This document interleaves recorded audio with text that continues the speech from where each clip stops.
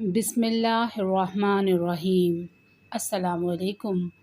پیش خدمت ہے عمران سیریز کے ناول اسکارپین کلر کا دوسرا حصہ۔ مصنف ہیں صفدر شاہین۔ کیپٹن بابر۔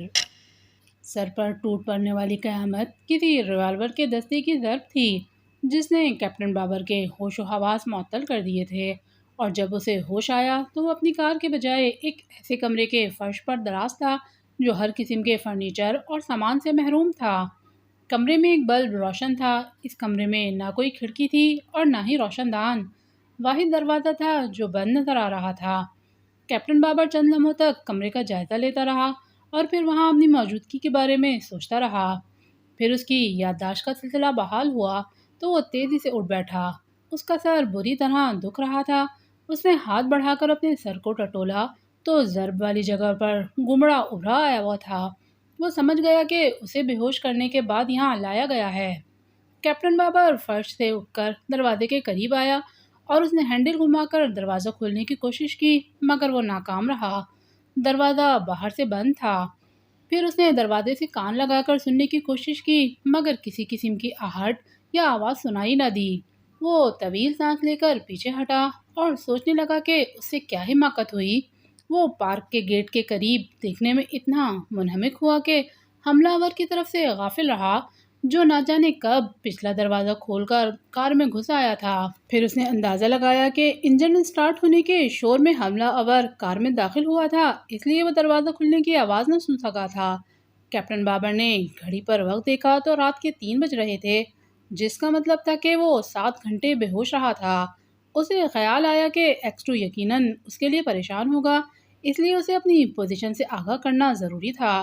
اس نے موبائل فون نکالنے کے لیے جیب میں ہاتھ ڈالا تو وہ بے اختیار چونک پڑا کیونکہ جیب خالی تھی۔ شاید اس کی بے ہوشی کے دوران اس کی جیب کی تلاشی لے کر موبائل فون نکال لیا گیا تھا۔ اس نے اپنی ساری جیبوں کو دیکھا، اس کا پرس بھی غائب تھا، صرف سگریٹ کا پیکٹ اور لائٹر موجود تھے۔ وہ پریشان ہو گیا کہ ایکسٹرو سے کیسے رابطہ قائم کیا جائے۔ اتفاق سے آج اس کے پاس واچ ٹرانسمیشن بھی نہیں تھا۔ وہ دروازے کے پاس آیا اور اس نے زور سے 2-3 مرتبہ ہاتھ مارا۔ چند لمحوں کے بعد باہر سے کسی کے قدموں کی آہٹیں قریب آتی سنائی دینے لگیں۔ وہ آہٹیں دروازے کے پاس آ کر رک گئیں۔ کیا بات ہے مسٹر بابر؟ باہر سے سخت لہجے میں پوچھا گیا۔ دروازہ کھولو، کیپٹن بابر نے چونکتے ہوئے کہا۔ اسے حیرت تھی کہ میک اپ کے باوجود اسے پہچان لیا گیا تھا۔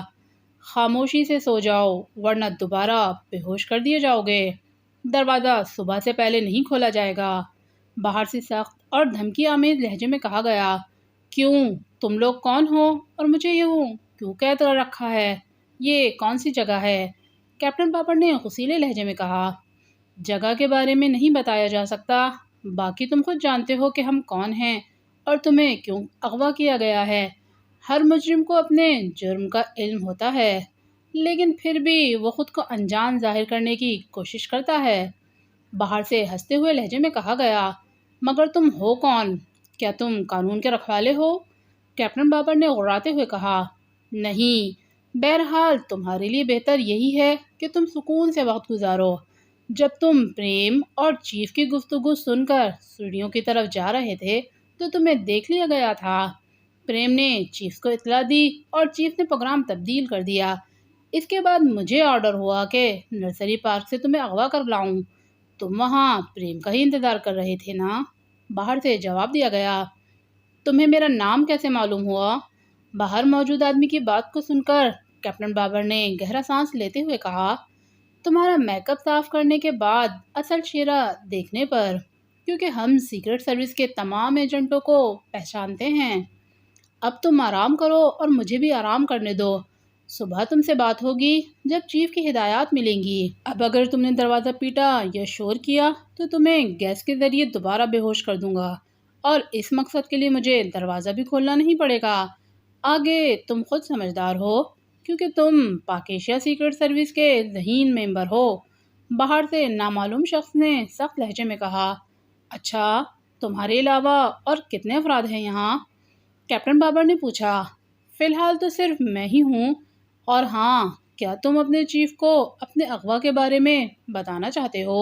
فون پر باہر موجود شخص نے کہا۔ ہاں، میرا موبائل مجھے واپس دے دو، پھر تم سکون سے آرام کرو، کیپٹن بابر نے کہا۔ یہ ممکن نہیں، تم مجھے نمبر بتاؤ، میں خود کال کر کے تمہارے چیف کو اطلاع دے دوں گا، کیونکہ تمہارا موبائل تمہاری گاڑی میں ہی رہ گیا تھا۔ اگر مجھ پر اعتبار نہیں ہے تو عیش کرو، میں جا رہا ہوں، مگر میری وارننگ یاد رکھنا۔ باہر موجود شخص نے ایک بار پھر دھمکی دیتے ہوئے کہا، اور پھر اس کے قدموں کی آہٹیں آہستہ آہستہ دور ہوتی چلی گئیں۔ اسکارپین۔ دراز قدم شخص نے بیک مرر میں عقب کا جائزہ لیا اور پھر جیب سے سگریٹ لائٹر نکال لیا جو دراصل ٹرانسمیٹر تھا۔ اس نے ٹرانسمیٹر آن کیا اور منہ کے قریب کر لیا۔ ٹرانسمیٹر اس کی مٹھی میں ہونے کے سبب باہر سے دیکھنے والوں کو نظر نہیں آ رہا تھا۔ Hello Karishma, Scorpion calling, over. دراز قدامت اسکارپین نے غراہٹ آمیز لہجے میں کہا۔ Yes chief, Karishma receiving you, over. چند لمحوں کے بعد ٹرانسمیٹر سے ایک نسوانی آواز سنائی دی۔ کیا وہ ابھی تک واپس نہیں آئی، اوور؟ اسکارپین نے پوچھا۔ نو سر، میں اس کا انتظار کر رہی ہوں، اوور۔ ذرا اس آدمی کا حلیہ بیان کرو جسے تم نے عمران کے فلیٹ والی بلڈنگ میں دیکھا تھا، اوور۔ اسکارپین نے کہا تو کرشما نے اس آدمی کو حلیہ بتا دیا اور اسکارپین کی آنکھیں چمکنے لگیں۔ یقیناً تمہارا شبہ درست تھا، وہ آدمی اس وقت فاران کلب میں موجود ہے، اس کے ساتھ پاک ایشیا سیکرٹ سروس کے رکن جولیا بھی ہے، تم فوراً وہاں پہنچو، اوور اینڈ آل۔ اسکارپین نے تیزی سے کرشما کو ہدایات دیتے ہوئے کہا اور پھر اس نے ٹرانسمیٹر آف کر کے جیب میں ڈالا اور ایک بار پھر بیک مرر میں دیکھتا ہوا اپنے تعاقب کا اندازہ کرنے لگا۔ عقب میں کئی گاڑیاں آ رہی تھیں، اس لیے یہ اندازہ کرنا دشوار تھا کہ ان میں سے کوئی گاڑی اس کے تعاقب میں ہے یا نہیں۔ چنانچہ اس نے اگلے چوک پر پہنچنے سے پہلے ہی بائیں جانب ایک سڑک پر کار موڑ دی۔ یہ تقریباً سنسان سڑک تھی جس پر اکا دکا گاڑیاں نظر آ رہی تھیں۔ چند لمحوں کے بعد وہ ایک بڑی سڑک پر پہنچ گیا اور کوئی گاڑی اس کے تعاقب میں نہ تھی، اس لیے وہ مطمئن ہو گیا۔ اس نے کار کا رخ جناح ہاسپٹل کی طرف کر دیا۔ 15 منٹ کے بعد وہ کلفٹن کی حدود میں داخل ہوا اور ایک ذیلی سڑک پر مڑ کر چند لمحوں کے بعد اس نے کار روک دی۔ اس نے انجن بند کیا اور گاڑی کی تمام لائٹس آف کر دی۔ اس کی نگاہیں بیک مرر پر مرکوز تھیں۔ اس نے سگریٹ سلگایا اور کش لگاتے ہوئے انتظار کرنے لگا۔ تقریباً 20 منٹ کے بعد عقب میں ایک کار کی ہیڈ لائٹس دکھائی دیں اور پھر ایک کار اس کے برابر سے گزر کر 30-40 قدم آگے ایک بنگلے کے گیٹ پر جا رکی۔ ڈرائیور نے ہارن بجایا تو جواب میں گیٹ کھل گیا اور کار بنگلے میں داخل ہو گئی۔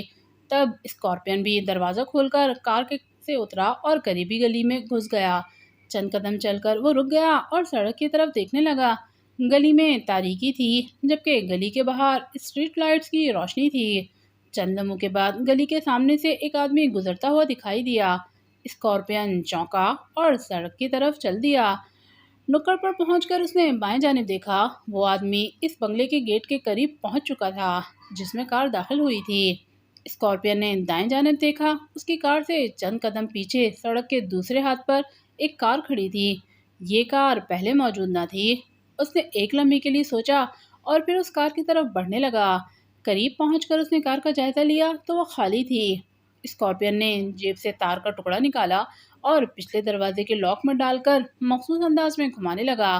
تیسری کوشش میں لاک کھل گیا اور اسکارپین دروازہ کھول کر عقبی نشست پر بیٹھ گیا اور دروازہ بند کر کے اس بنگلے کی طرف دیکھنے لگا۔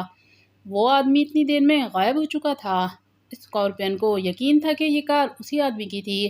اس نے جیب سے ٹرانسمیٹر نکالا اور آن کر کے بولنے لگا۔ اس کی آواز زیادہ بلند نہ تھی۔ ہیلو کویتا، اسکارپین کالنگ، اوور۔ اسکارپین نے کویتا کو کال کرتے ہوئے کہا مگر چند لمحے گزر گئے اور کوئی جواب نہ ملا۔ تب اس نے سر جھٹکا اور ٹرانسمیٹر آف کر کے جیب میں رکھ لیا۔ پھر وہ بنگلے کے گیٹ کی طرف بڑھنے لگا۔ تقریباً 10 منٹ کے بعد اس بنگلے کی سائڈ میں واقع گلی سے وہی آدمی باہر آتا دکھائی دیا۔ اس آدمی نے ادھر ادھر دیکھا اور تیز تیز قدم بڑھاتا ہوا اس کار کی طرف آنے لگا جس میں اسکارپین موجود تھا۔ اسکارپین نے جیب سے ریوالور نکالا جس کی نال پر سائلنسر فٹ تھا اور سیٹ سے اتر کر کار کے فرش پر پشت کے بل دراز ہو گیا۔ کار میں مکمل تاریکی تھی اور اس کے دیکھ لیے جانے کا امکان بہت کم تھا۔ پھر بھی اس کا ریوالور ہر خطرے سے نمٹنے کے لیے تیار تھا۔ اس آدمی کے قدموں کی آہٹیں قریب آتی چلی گئیں اور پھر ڈرائیونگ سیٹ کا دروازہ کھلا اور وہ شخص سیٹ پر بیٹھ گیا۔ اسکارپین دم سادے پڑا رہا۔ چند لمحوں کے بعد ڈرائیور کی آواز ابھرنے لگی۔ Hello chief, Chauhan calling, over. ایک آواز سنائی دی۔ یس، X2 ریسیونگ یو، اوور۔ جواب میں ایک ہلکی سی آواز ابھری۔ رپورٹ سر، میں ان دونوں کا تعاقب کرتا ہوا کیپٹن عاطف کے بنگلے پر پہنچا اور اگبی دیوار پھلانگ کر کیپٹن عاطف کے بیڈ روم تک پہنچ گیا۔ اندر وہ دونوں کرسیوں پر بیٹھے شراب نوشی میں مصروف تھے۔ لڑکی نے کیپٹن عاطف سے کچھ کہا اور وہ اٹھ کر ایک الماری کی طرف بڑھ گیا۔ اس لڑکی نے فوراً ایک کیپسول نکالا اور اسے کھول کر اس میں بڑا ہوا سفوف کیپٹن عاطف کے گلاس میں ڈال کر انگلی سے مکس کر دیا۔ کیپٹن عاطف نے الماری سے چند کاغذات لا کر اس لڑکی کے حوالے کیے تو اس نے کاغذات دیکھے اور پھر میز پر رکھ دیے۔ لڑکی نے کیپٹن عاطف کا شکریہ ادا کیا اور پھر وہ اٹھ کر واش روم میں گئی۔ کیپٹن عاطف نے گلاس اٹھا کر منہ لگایا اور خالی کر دیا۔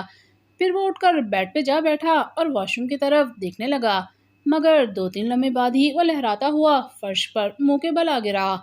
عین اسی وقت پیچھے ہٹ کر بنگلے سے باہر آ گیا۔ اب میرے لیے کیا حکم ہے؟ اوور، ڈرائیور نے مؤدبانہ لہجے میں رپورٹ دیتے ہوئے کہا۔ یقیناً وہ کاغذات بہت ہی اہم ہوں گے اور وہ لڑکی اب وہاں سے روانہ ہو جائے گی۔ تم خاموشی سے اس کا تعاقب کر کے اس کے ٹھکانے کا پتہ چلاؤ اور مجھے اطلاع دو۔ اوور اینڈ آل، دوسری طرف سے کہا گیا اور اس کے ساتھ ہی رابطہ ختم ہو گیا تو اسکارپین خاموشی سے اٹھا اور اس نے تیزی سے ریوالور کا دستہ چوہان کے سر پر مارا۔ چوہان کے حلق سے تیز کراہ نکلی اور وہ اسٹیئرنگ پر جھکتا چلا گیا۔ عمران، بوڑھی بیکارن کا تیسری مرتبہ دکھائی دینا عمران کے لیے تشویش کا باعث بن گیا تھا۔ صبح 10 بجے وہ ڈمپ ہاؤس کے گیٹ پر، پھر 1 گھنٹہ پہلے اس کے فلیٹ کے بلڈنگ میں گھوم رہی تھی۔ عمران نے دوسری بار اس کا ملنا اتفاق سمجھا تھا، مگر اب تیسری مرتبہ بیکارن کا دکھائی دینا غیر معمولی بات تھا اور عمران کا ذہن کسی طرح بھی یہ برابر کرنے پر آمادہ نہ تھا کہ اس بار بھی بیکارن کی طرف سے لاپرواہی اختیار کرے۔ 1 گھنٹے میں اس کے فلیٹ سے کلب تک بیکارن کا پیدل پہنچ جانا صرف اسی صورت میں ممکن تھا جب وہ راستے میں بھیک مانگے بغیر مسلسل چلتی رہی ہو، جبکہ اب وہ ٹیکسی میں بیٹھ رہی تھی جس کا مقصد تھا کہ وہ یہاں تک بھی ٹیکسی میں ہی آئی ہوگی۔ عمران اس مسئلے پر غور کرتا ہوا اپنی کار میں بیٹھا اور انجن سٹارٹ کرنے لگا۔ اس نے کنکھیوں سے ٹیکسی کی طرف دیکھا۔ بیکارن اس کی طرف دیکھ رہی تھی۔ اسے اپنی طرف متوجہ پا کر عمران کو اس پر شبہ ہو گیا۔ اس نے اسپورٹ کار آگے بڑھا دی اور پھر اس نے بیک مرر میں عقب کا جائزہ لیا۔ ٹیکسی ٹرن لے کر اس کے پیچھے چل پڑی تھی۔ اب اس میں کوئی شبہ نہ رہا تھا کہ بوڑھی بیکارن اس کا پیچھا کر رہی ہے، مگر کیوں؟ یہ معلوم کرنے کے لیے اس نے ایک چوراہے کا کار کا رخ ڈمپ ہاؤس کی طرف کر دیا، مگر پھر خیال آیا کہ اگر بیکارن اسے موجودہ میک اپ میں شناخت کر چکی ہے تو پھر اسے عمران ہی رہنا چاہیے۔ چنانچہ اگلے چوک پر اس نے کار کا رخ اپنے فلیٹ کی طرف کر دیا۔ بیکارن کی ٹیکسی برابر اس کے تعاقب میں تھی۔ ان دونوں کے درمیان ایک اور گاڑی دوڑ رہی تھی۔ عمران نے اپنی اسپورٹ کار کی رفتار نارمل ہی رکھی تھی تاکہ بیکارن یہی سمجھے کہ وہ اپنے تعاقب سے بے خبر ہے۔ اپنے فلیٹ پر پہنچ کر اس نے اسپورٹ کار روکی اور انجن بند کر کے نیچے اتر آیا۔ ٹیکسی وہاں سے تقریباً 30 قدم پیچھے ہی رک گئی تھی۔ عمران عمارت میں داخل ہوا اور لفٹ کے ذریعے پہلے 3rd فلور پر پہنچا اور پھر 1 منٹ کے بعد وہ سیڑھیوں کی طرف بڑھا اور دبے پاؤں سیڑھیاں اترنے لگا۔ سیڑھیوں کے نکڑ پر پہنچ کر اس نے 1st فلور پر واقع اپنے فلیٹ کی طرف دیکھا تو اس کے لبوں پر بے اختیار مسکراہٹ پھیل گئی۔ بیکارن اس کے فلیٹ کے دروازے پر جھکی کی ہول سے اندر جھانک رہی تھی۔ عمران دبے پاؤں واپس 3rd فلور پر آیا اور پھر لفٹ کے ذریعے گراؤنڈ فلور پر پہنچ گیا۔ عمارت سے نکل کر اس نے سڑک پار کی اور اس جانب فٹ پاتھ پر واقع پان سگریٹ کے اسٹال کی آڑ میں آ کر رک کر عمارت کے گیٹ کی طرف دیکھنے لگا۔ تقریباً 2 منٹ کے بعد وہ بیکارن عمارت سے باہر آئی اور ادھر ادھر دیکھتی ہوئی چند قدم آگے کھڑی ایک ٹیکسی کی طرف بڑھ گئی۔ پھر جو ہی وہ ٹیکسی میں بیٹھ کر روانہ ہوئی، عمران اسٹال کی آڑ سے نکلا اور پیدل ہی اس طرف چل دیا جس طرف ٹیکسی گئی تھی۔ چند قدم کے فاصلے پر ایک نیلے رنگ کی کار کھڑی تھی۔ وہ عمران کی ہی کار تھی جو ایسے ہی مقاصد کے لیے عمارت کے دائیں بائیں کہیں کھڑی رہتی تھی اور وہ ایمرجنسی کی صورت میں سچویشن کے لحاظ سے اسے استعمال کرتا تھا۔ چند لمحوں بعد وہ نیلی کار میں بیٹھا اس ٹیکسی کے تعاقب کر رہا تھا جس میں بوڑھی بیکارن سفر کر رہی تھی۔ وہ چاہتا تو بلڈنگ میں ہی اس پر قابو پا سکتا تھا، لیکن اس نے بہتر یہی سمجھا کہ پہلے اس بیکارن کا ٹھکانہ معلوم کر لیا جائے۔ 10-12 منٹ کے بعد ٹیکسی خیبر ہوٹل کے قریب رک گئی۔ عمران نے اسے چند قدم پیچھے کار روکی اور انجن بند کر دیا۔ بھکارن ٹیکسی سے اتر کر کرایہ ادا کرنے لگی اور پھر آگے بڑھ گئی۔ جو ہی وہ ہوٹل کی سائڈ والی گلی میں داخل ہوئی، عمران نے جلدی سے انجن اسٹارٹ کر کے گاڑی آگے بڑھا دی۔ گلی سے 2 قدم پیچھے کار روک کر اس نے انجن بند کیا اور کار سے اتر کر گلی کی طرف بڑھ گیا۔ گلی کے نکڑ پر رک کر اس نے گلی میں جھانکا۔ گلی میں ہوٹل کا ایک ذیلی دروازہ تھا، مگر بھکارن نظر نہ آئی۔ عمران تیزی سے گلی میں داخل ہو کر اس دروازے کے قریب پہنچ گیا۔ دروازہ کھلا ہوا تھا۔ دوسری طرف گراؤنڈ فلور کی راہداری تھی، جس میں ایک جانب اوپر جانے کے لیے سیڑھیاں نظر آ رہی تھیں۔ ٹھیک اسی لمحے عمران کی کلائی میں موجود ٹرانسمیٹر واچ پر سگنل موصول ہوا تو وہ بے اختیار چونک پڑا۔ اس نے ادھر ادھر دیکھا اور قریب و جوار میں کسی زیرو کو نہ پا کر 2 قدم پیچھے ہٹا اور پھر واچ ٹرانسمیٹر آن کر دیا۔ دوسری طرف سے چوہان کال کر رہا تھا۔ اس کی رپورٹ سن کر عمران سمجھ گیا کہ کیپٹن عاطف نے شہلا کو انتہائی اہم نوعیت کے کاغذات دیے ہیں، لیکن شہلا پر ہاتھ ڈالنے سے پہلے اس کی اصلیت معلوم کرنا ضروری تھا۔ دراز قدامت شخص یقیناً شہلا کا ساتھی تھا اور ان کے سرغنے کا کھوج لگانے کے لیے شہلا کا فی الحال تعاقب کرنا زیادہ مناسب تھا۔ چنانچہ عمران نے چوہان کو مختصراً ہدایات دیں اور ٹرانسمیٹر آف کر کے دوبارہ ہوٹل کے ذیلی دروازے کی طرف بڑھ گیا۔ اندر طویل راہداری میں جھانکنے پر بیکارن اسے کہیں نظر نہ آئی۔ اس نے ایک لمحے کے لیے سوچا اور پھر راہداری میں داخل ہو کر سیڑھیاں چڑھنے لگا۔ سیڑھیوں کا اختتام فرسٹ فلور پر ہوا۔ وہاں راہداری میں دونوں جانب کمرے بنے ہوئے تھے، جبکہ راہداری کے وسط میں دائیں جانب نیچے جانے والی سیڑھیاں تھیں۔ اس وقت راہداری میں کوئی نہ تھا۔ اکثر کمروں کے دروازے بند نظر آ رہے تھے۔ عمران دبے پاؤں چلتا ہوا ایک کمرے کے دروازے پر رکا اور اس کے کی ہول سے آنکھ لگا کر اندر جھانکنے لگا، لیکن یہاں پر بھی اسے بیکارن نظر نہ آئی۔ اسی طرح ہر کمرے کے دروازے کی ہول سے عمران کمروں میں جھانکنے لگا۔ 5ویں کمرے میں اسے وہ بیکارن نظر آ گئی۔ عمران سمجھ گیا کہ وہ واش روم میں ہے۔ عمران نے تیزی سے کمرے میں داخل ہونے کا فیصلہ کیا اور آہستگی سے ہینڈل پر ہاتھ رکھ کر گھما دیا، لیکن دروازہ اندر سے لاک تھا۔ تب اس نے اپنی جیب سے ایک ماسٹر کی نکالی اور قفل کے سوراخ میں ڈال کر گھمائی۔ تیسری کوشش میں لاک کھل گیا۔ عمران نے چابی نکال کر واپس جیب میں رکھی اور آہستہ سے ہینڈل گھمایا۔ اس مرتبہ دروازہ کھلنے لگا۔ وہ آہستہ سے حسب ضرورت دروازہ کھول کر کمرے میں داخل ہوا اور کوئی آواز پیدا کیے بغیر دروازہ بند کر دیا۔ پھر اس نے کمرے کا جائزہ لیا۔ بائیں جانب کونے میں ایک اٹیچ واش روم تھا، جس کا دروازہ ہلکا سا کھلا ہوا تھا اور اندر سے پانی گرنے کا شور بلند ہو رہا تھا۔ عمران کو یقین تھا کہ اس شور میں اس بھکارن کو ذرا سی بھی آہٹ سنائی نہیں دی ہوگی۔ اسکارپین۔ کرشمہ نے ڈریسنگ ٹیبل کے سامنے رک کر آئینے میں اپنا جائزہ لیا اور پھر صوفے پر آ بیٹھی۔ اس نے میز پر رکھے سگریٹ کے پیکٹ سے سگریٹ نکال کر اپنے خوبصورت لبوں میں دبائی اور لائٹر اٹھا لیا۔ لائٹر جلا کر اس نے سگریٹ سلگایا اور پھر لائٹر بجھایا اور لائٹر کے پیندے میں انگوٹھی سے دباؤ ڈالا۔ اس کے بعد اس نے لائٹر منہ کے قریب کر لیا۔ Hello chief, Karishma calling, over. Karishma نے چیف کو کال کرتے ہوئے کہا۔ Yes Karishma, Scorpion receiving you, code please, over. چند لمحوں کے بعد لائٹر نما ٹرانسمیٹر سے ایک سخت آواز ابھری۔ Double S, over.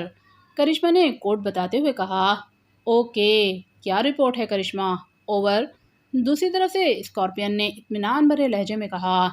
وہ اپنے فلیٹ کی طرف گیا تھا چیف۔ میں اس کا تعاقب کرتی ہوئی اس کے فلیٹ پر پہنچی تو وہ اندر جا چکا تھا، چنانچہ میں وہاں سے واپس آ گئی۔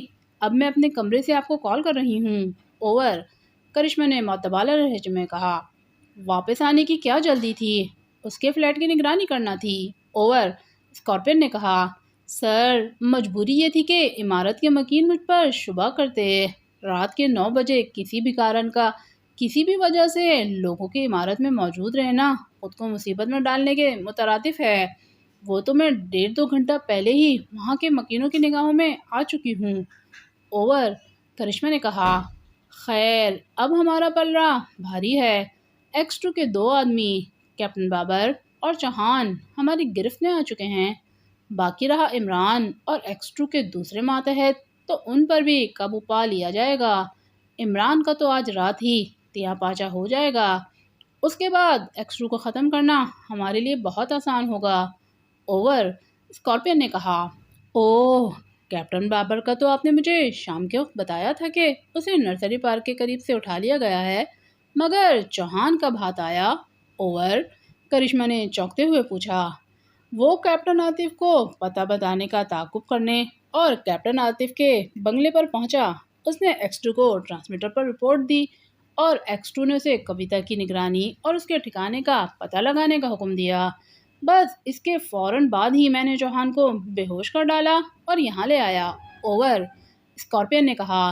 چیف، کویتا کیپٹن عاطف سے مطلوبہ کاغذات حاصل کرنے میں کامیاب ہوئی ہے یا نہیں؟ اوور، کرشمہ نے پوچھا۔ کامیاب کیسے نہ ہوتی؟ وہ تم سے زیادہ زہریلی ناگن ہے۔ گزشتہ 6 ماہ سے یہاں کارکنوں کو ڈیل کر رہی ہے اور آج تک کسی ایجنسی کو اس پر شبہ نہ ہو سکا۔ اس نے سہ پہر کو ہی مطلوبہ کاغذات کی فوٹو بنوا لی تھی اور گھر میں محفوظ کر کے کویتا سے ملنے کے لیے فاران کا پہنچ گیا تھا، جہاں سے وہ کھانا کھانے کے بعد کویتا کو اپنے بنگلے پر لے گیا۔ اوور، ٹرانسمیٹر سے اسکارپین کی ہنستی ہوئی آواز سنائی دی۔ اس کا مطلب ہے کہ وہ کویتا سے ان کاغذات کا معاوضہ وصول کر رہا ہوگا۔ اوور، کرشمہ نے منہ بناتے ہوئے کہا۔ ارے نہیں، معاوضہ دینے کی تو نوبت ہی نہیں آئی۔ اس سے پہلے ہی وہ بوڑھا کیپسول کے ذریعے دوسری دنیا میں پہنچا کر واپس آ چکی ہے۔ اب وہ میرا انتظار کر رہی ہے۔ اوور، اسکارپین نے جلدی سے کہا۔ اس کا مطلب ہے کہ آپ کو میری ضرورت نہیں رہی۔ اوور، کرشمہ نے غصے سے ہونٹ بھینچتے ہوئے کہا۔ غلط مت سمجھو، وہ مجھ سے 6 ماہ بعد ملی ہے اور رینک کے لحاظ سے میرے برابر ہے، جبکہ تمہیں بھی میں اپنی ماتحت نہیں سمجھتا، ورنہ تمہیں ساتھ لانے کے لیے ڈی آئی جی صاحب سے اصرار نہ کرتا۔ اوور، اسکارپین نے کہا۔ بس وضاحت کی کوئی ضرورت نہیں، میرے لیے کیا حکم ہے مسٹر چیف؟ اوور، کرشمہ نے سخت لہجے میں کہا۔ اوہ، تم تو خواہ مخواہ خفا ہو رہی ہو، اس سے میرے پرانے تعلقات ہیں، اسکارپین نے کہا۔ خیر اب میں کھانا کھانے نیچے جا رہی ہوں، کوئی کام ہو تو بتاؤ۔ اوور، کرشمہ نے طویل سانس لیتے ہوئے کہا۔ اوکے، کھانا کھا کر تم آرام کرو، صبح ناشتے کے بعد میں تمہیں کال کروں گا۔ اوور اینڈ آل، اسکارپین نے کہا تو کرشمہ نے منہ بنا کر ٹرانسمیٹر آف کر دیا اور میز پر رکھ دیا۔ مجھے بے وقوف سمجھتا ہے، کرشمہ نے صوفے سے اٹھ کر بڑبڑاتے ہوئے کہا۔ تم درست کہہ رہی ہو کرشمہ۔ دفعتاً عقب سے ایک آواز سنائی دی تو کرشمہ نے چونکتے ہوئے پلٹ کر دیکھا اور وہ بے اختیار اچھل پڑی۔ اوہ عمران، کرشمہ نے چونکتے ہوئے کہا۔ ٹھیک پہچانا، صوفے کے پیچھے کھڑے عمران نے مسکراتے ہوئے کہا۔ اس کے ہاتھ میں موجود ریوالور کا رخ کرشمہ کی طرف تھا۔ تم کب اندر آئے؟ کرشمہ نے حیرت سے اسے گھورتے ہوئے کہا۔ جب تم واش روم میں تھیں، عمران نے گھوم کر اس کے سامنے آتے ہوئے کہا۔ اوہ، مگر تم تو اپنے فلیٹ میں تھے، کرشمہ نے اپنی حیرت پر قابو پانے کی کوشش کرتے ہوئے کہا۔ نہیں، جب تم میرے فلیٹ میں جھانک رہی تھیں اس وقت میں اوپر فلور کی سیڑھیوں سے تمہیں دیکھ رہا تھا، عمران نے کہا۔ یہاں کیا کرنے آئے ہو؟ کرشمہ نے لاپرواہی سے کندھے اچکاتے ہوئے کہا۔ تم سے ملاقات اور وہ پیسے لینے آیا ہوں جو 2 گھنٹے پہلے تمہیں بھکارن سمجھ کر دیے تھے۔ سنو، چینج نہیں لوں گا، وہی نوٹ چاہیے، عمران نے معصوم سے لہجے میں کہا۔ اوہ، کیا تم واقعی اپنے نوٹ واپس لینے آئے ہو؟ کرشمہ نے حیرت سے اس کی طرف دیکھتے ہوئے کہا۔ اور کیا، تمہارے حسن کا کرشمہ دیکھنے آیا ہوں، عمران نے منہ بناتے ہوئے کہا۔ دیے کیوں تھے پھر؟ کرشمہ نے مسکراتے ہوئے کہا۔ مجھے کیا معلوم تھا کہ بوڑھی بھکارن اتنی جوان اور خوبصورت ہوگی، ورنہ 10 کے بجائے 150 کا نوٹ دیتا، عمران نے منہ بناتے ہوئے کہا۔ اوہ، 150 کا نوٹ، کیا وہ بھی ہے؟ کرشمہ نے حیرت بھرے لہجے میں کہا۔ معلوم نہیں، میں نے تو صرف 75 روپے کا نوٹ دیکھا ہے، عمران نے معصوم سے لہجے میں کہا۔ خیر تم چاہو تو اب بھی مجھے 150 کا نوٹ دے سکتے ہو۔ کرشمہ نے بڑی مخمور نگاہوں سے اس کی طرف دیکھتے ہوئے کہا۔ ٹھہرو ٹھہرو، ابھی مجھے 150 والا نوٹ تو بنانے دو، عمران نے بوکھلاتے ہوئے کہا۔ کیا مطلب؟ تم کیسے بناؤ گے؟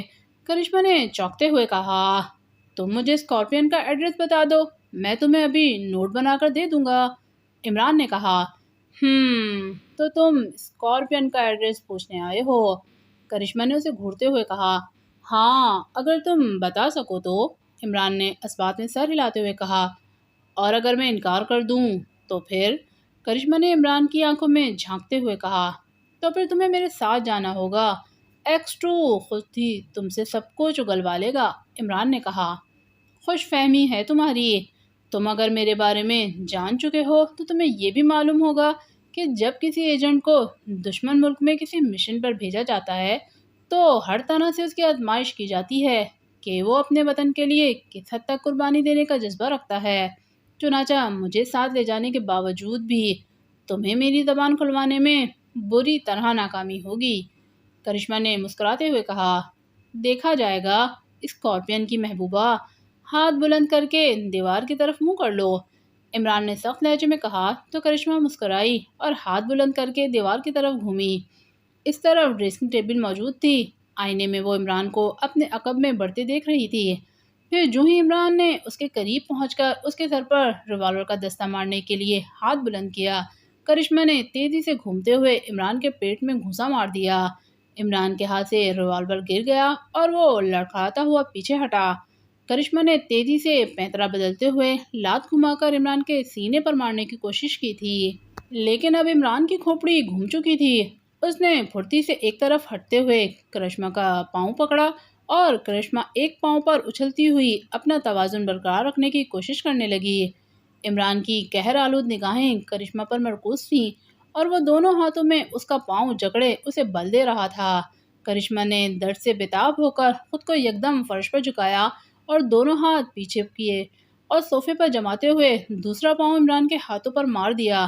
عمران کی گرفت سے اس کا پاؤں آزاد ہو گیا اور وہ تیزی سے اچھل کر کھڑی ہو گئی اور اسی لمحے عمران نے اس کے جبڑے پر مکہ مار دیا۔ کرشمہ کراہتی ہوئی پیچھے صوفے پر جا گری، لیکن پھر جلدی سے کھڑی ہو گئی اور اس نے عمران پر چھلانگ لگا دی۔ عمران نے جھکائی دی اور اپنی جگہ سے ہٹ گیا۔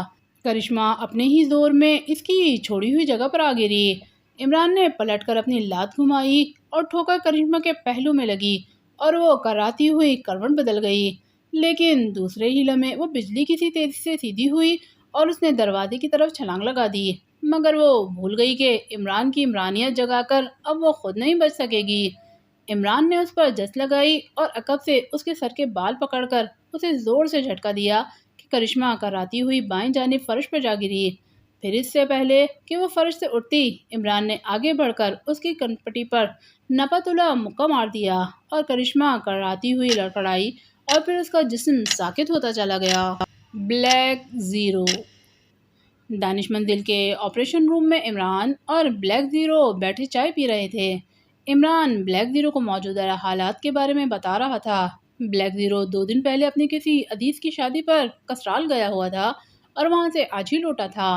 عمران گزشتہ رات سو نہ سکا تھا۔ کیپٹن بابر اور چوہان کو کئی بار کال کرنے کے باوجود ان سے رابطہ قائم نہ ہو سکا۔ گزشتہ رات وہ کرشمہ کو بے ہوش کر کے دانش منزل لے آیا تھا۔ اس کے چند منٹ بعد ہی سر سلطان نے اسے فون پر ایک افسوسناک خبر سنائی تھی کہ ملک کے نامور ایٹمی سائنسدان ارشد صدیقی کو گزشتہ رات ان کے بنگلے پر قتل کر دیا گیا ہے۔ بنگلے کے گارڈ کے مطابق وہ 2 اجنبی ارشد صدیقی سے ملنے آئے تھے اور انہوں نے گارڈ کو بتایا کہ وہ لندن سے آئے ہیں۔ گارڈ کی اطلاع پر ارشد صدیقی نے اسے ہدایات کی کہ انہیں ڈرائنگ روم میں بٹھایا جائے۔ ارشد صدیقی کے ڈرائنگ روم میں جانے کے تھوڑی دیر بعد خادمہ چائے لے کر وہاں گئی تو کمرے میں ارشد صدیقی کی لاش فرش پر پڑی تھی اور اس کی کنپٹی سے خون جاری تھا، جبکہ دونوں ملاقاتی غائب تھے۔ گارڈ کے بیان کے مطابق وہ چند منٹ پہلے ہی 50 روپے کا نوٹ لے کر اسے بنگلے سے باہر چلے گئے تھے۔ اس کے 2 منٹ بعد وہ خادمہ کی چیخ سن کر اندر پہنچا تو ارشد صدیقی کی لاش دیکھی۔ وہ فوراً بھاگ کر باہر آیا، لیکن بنگلے کے باہر ان دونوں کا نام و نشان نہ تھا۔ بلیک 0 عمران سے کیس کی تفصیلات سن کر خاصا حیران ہوا تھا اور سوچ رہا تھا کہ مجرموں کے اصل مقاصد ایکسٹرو اور عمران کو قتل کرنے کے علاوہ ہیں۔ کیپٹن عاطف کو کویتا اور شہلا نے زہریلے کیپسول سے ہلاک کیا تھا۔ اسے تو اس کی غداری کی سزا مل گئی تھی، لیکن سائنسدان کا قتل کوئی معمولی بات نہیں تھی۔ وہ ان سائنسدانوں میں شامل تھے جنہوں نے غوری میزائل بنایا تھا۔ عمران کو یقین تھا کہ انہیں بھی کافرستانی ایجنٹوں نے قتل کیا ہے، اور وہ دونوں افراد وہی تھے جنہوں نے صفدر کو اپنا نام جاوید اور نادر بتایا تھا، اور جب چوہان نے ان کا تعاقب کرنے کی کوشش کی تو اس کی کار کا ٹائر برسٹ کر دیا تھا۔ ارشد صدیقی کے قتل کی اطلاع ملنے کے بعد عمران نے جوزف کے ساتھ لاک اپ میں بند کرشمہ کو ہوش میں لا کر اس سے پوچھ گچھ کی تھی۔ جوزف کی وحشت اور تشدد کے باوجود اس اسکارپین کے ٹھکانے کی لاعلمی ہی ظاہر کی تھی۔ کرشمہ تشدد کے دوران 3 مرتبہ بے ہوش ہوئی تھی، اور عمران کو یقین ہو گیا تھا کہ واقعی اسے اپنے چیف اسکارپین کے ٹھکانے سے لاعلمی ہے۔ کرشمہ اور اسکارپین کی گفتگو سے ان لوگوں کے عزائم کے بارے میں فی الحال اتنا ہی معلوم ہوا تھا کہ وہ لوگ ایکسٹرو اور عمران کو ختم کرنے آئے ہیں، اور ایٹمی توانائی سینٹر سے بعض اہم دستاویزات اڑانے کے لیے ایٹمی سائنسدانوں کو ہلاک کرنے کا منصوبہ رکھتے ہیں۔ ان کا اصل مشن کیا تھا، اس بارے میں کرشمہ کے پاس بھی معلومات نہیں تھیں۔ اس کے بیان کے مطابق صرف اسکارپین کو ہی مشن کی تفصیل کا علم تھا، کیونکہ ہیڈ کوارٹر نے اسے گروپ لیڈر بنا کر بھیجا تھا۔ سرکس ٹیم میں شمولیت کے بارے میں کرشمہ نے بتایا تھا کہ سرکس کے مالک کو مجبور کیا گیا تھا کہ وہ اجیت کمار اور انہیں اپنے ساتھ کارکن کے طور پر پاک ایشیا لے جائیں۔ بعد میں جب وہ پاک ایشیا پہنچ کر سرکس سے علیحدہ ہوئے تو ماسٹر ہانگ کو ہدایات کی گئی تھی کہ اگر ان کے بارے میں کوئی اس سے پوچھ گچھ کرے تو انہیں ٹرانسمیٹر پر فوراً مطلع کرے، اور جب ماسٹر ہانگ نے انہیں اطلاع دی کہ ایک آدمی ان کے بارے میں پوچھ گچھ کرنے آیا ہے تو اسکارپین نے ماسٹر ہانگ کو اپنے لیے مستقل خطرہ سمجھتے ہوئے پریم کو اس کو قتل کا حکم دے دیا، جبکہ ایک آدمی سرکس کے دیگر ارکان کی نگرانی پر مامور کیا گیا۔ یہاں پہنچنے کے بعد جب کیپٹن بابر نے ماسٹر ہانگ کی بھتیجی مس چینگ سے معلومات حاصل کرنے کی کوشش کی تو اسے بھی ختم کر دیا گیا، جبکہ عمران کی نگرانی اور اس کی نقل و حرکت پر نظر رکھنے کے کام کرشمہ کو سپرد کیا گیا۔ اسکارپین کے حکم پر ہی وہ ڈھمپ ہاؤس کا جائزہ لینے گئی تھی تاکہ ڈھمپ ہاؤس میں گھس کر ایکسٹرو کو ختم کرنے کا پلان ترتیب دیا جا سکے۔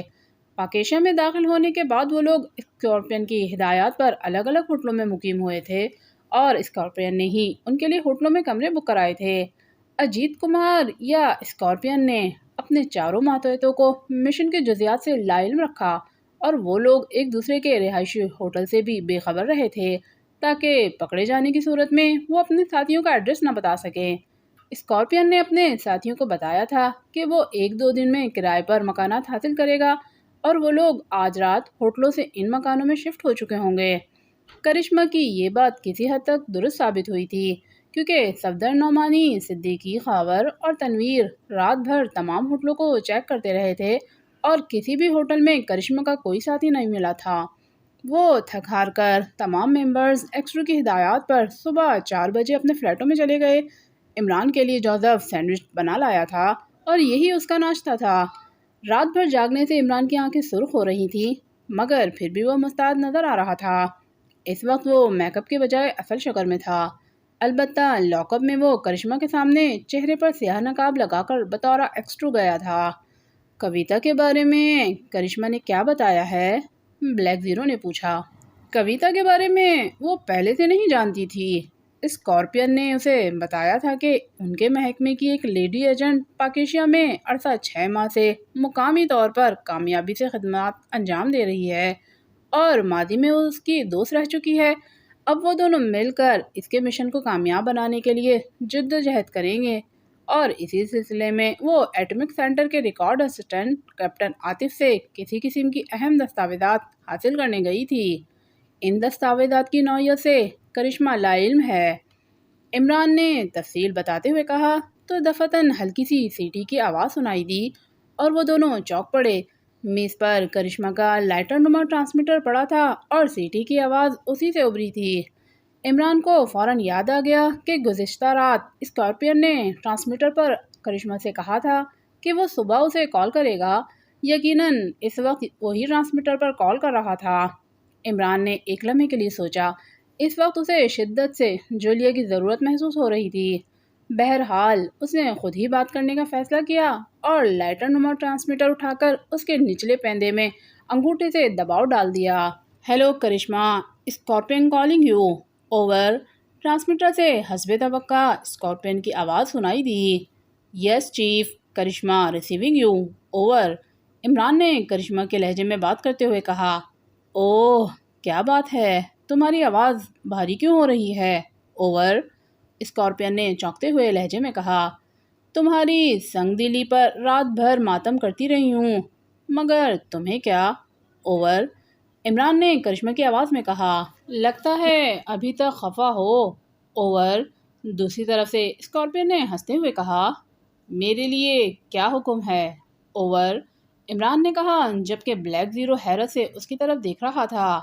تم اقبال ٹاؤن کے پہلے چوراہے پر پہنچو، پریم سرخ رنگ کی بیوک میں ٹھیک 1 گھنٹے کے بعد وہاں تمہارا منتظر ہوگا۔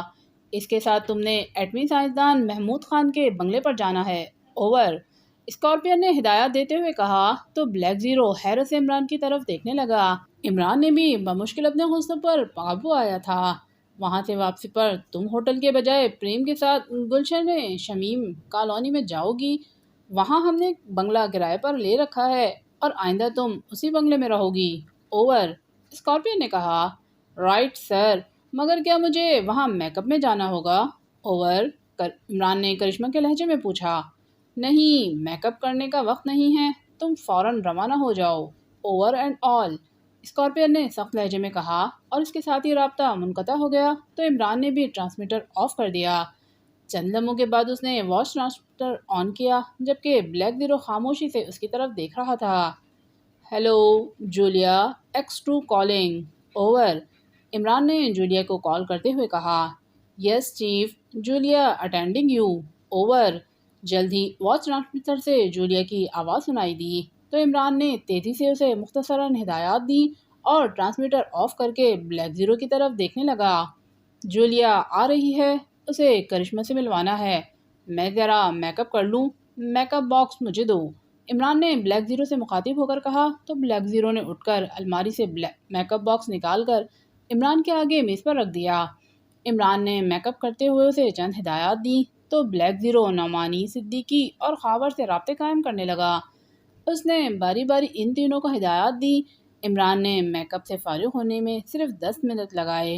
وہ میک اپ سے فارغ ہو کر اٹھا ہی تھا کہ اسکرین پر جولیا کی کار گیٹ کے باہر رکتی ہوئی دکھائی دی۔ بلیک زیرو نے کنٹرول پینل کا ایک بٹن دبایا تو گیٹ کھلتا چلا گیا۔ جولیا کی کار گیٹ سے اندر آئی تو جوزف نے آگے بڑھ کر گیٹ بند کر دیا، جو ہارن کی آواز سن کر گیٹ پر پہنچا تھا۔ میں جا رہا ہوں، تم جولیا کو ڈیل کرو، عمران نے اٹھتے ہوئے بلیک زیرو سے کہا جبکہ اسکرین پر جولیا اپنی کار سے اتر کر میٹنگ ہال کی طرف بڑھ رہی تھی۔ جو ہی وہ برآمدے سے گزر کر میٹنگ ہال میں داخل ہوئی، عمران آپریشن روم سے نکل آیا۔ کمپاؤنڈ میں ٹہلتے جوزف نے اس کی طرف حیرت سے دیکھا۔ عمران نے اسے مخصوص اشارہ کیا، تب جوزف نے اسے پہچان کر اس بات میں سر ہلا دیا، لیکن عمران رکے بغیر ہی اپنی کار کی طرف بڑھتا چلا گیا۔ اسکارپین چوہان کے دونوں ہاتھ پشت پر بندھے ہوئے تھے۔ وہ خاموشی سے سامنے کرسی پر بیٹھے نقاب پوش کو گھور رہا تھا۔ اس کے دائیں بائیں 2 ریوالور بردار کھڑے تھے۔ چوہان کو کچھ دیر پہلے ہوش آیا تھا اور اس نے خود کو ایک کمرے میں بند پایا تھا۔ روشن دان سے آتی ہوئی سورج کی روشنی سے اسے اندازہ ہو گیا تھا کہ وہ رات بھر بے ہوش رہا ہے۔ پھر اس نے دروازہ باہر سے بند دیکھ کر X2 کو مطلع کرنے کا ارادہ کیا، لیکن جب جیب میں ہاتھ ڈالا تو موبائل فون غائب تھا، اور یہ دیکھ کر تو وہ بہت پریشان ہوا کہ اس کی کلائی سے واچ ٹرانسمیٹر بھی غائب ہے۔ چنانچہ وہ X2 کو کال نہیں کر سکا۔ اسی وقت دروازہ کھول کر دونوں ریوالور بردار کمرے میں آ گئے۔ ایک نے اس کے سینے پر ریوالور کی نال رکھی جبکہ دوسرے نے اس کے ہاتھ پشت پر باندھے، اور پھر وہ وہاں سے نکال کر اسے اس کمرے میں لے آئے جہاں میز کے پیچھے دراز قدامت نقاب پوش کے علاوہ شہلا نامی لڑکی بھی ایک کرسی پر بیٹھی ہوئی تھی، جس نے گزشتہ رات کیپٹن عاطف کے بنگلے سے چند کاغذات وصول کرنے کے بعد اسے شراب میں کیپسول کا سفوف ملا کر پلایا تھا، اور پھر تمام منظر دیکھ کر اس نے بنگلے سے باہر آ کر اپنی کار میں واچ ٹرانسمیٹر پر X2 سے رپورٹ کی تھی، مگر رپورٹ دینے کے بعد ٹرانسمیٹر آف کرتے ہی عقب سے اس کے سر پر پڑنے والی ضرب نے اس پر بے ہوشی طاری کر دی تھی۔ اب وہی شہلا اس کی طرف دیکھتی ہوئی نقاب پوش سے اس کے بارے میں بات کر رہی تھی۔ میں نے اسے پہچان لیا ہے، X2 کا ماتحت اور عمران کا ساتھی ہے، شہلا نے دراز قدامت نقاب پوش سے کہا۔ تو اس کی بات سن کر چوہان چونکا اور سمجھ گیا کہ شہلا اسے پہلے سے جانتی ہے۔ ہاں، اس کا نام چوہان ہے، اب عمران اور اس کے باقی ساتھی رہ گئے ہیں، انہیں بھی تم آج کل میں یہیں دیکھو گی، نقاب پوش نے پرعزم لہجے میں کہا۔ انہیں زندہ رکھنے کا کیا فائدہ، ختم کر دو انہیں، شہلا نے مسکراتے ہوئے کہا۔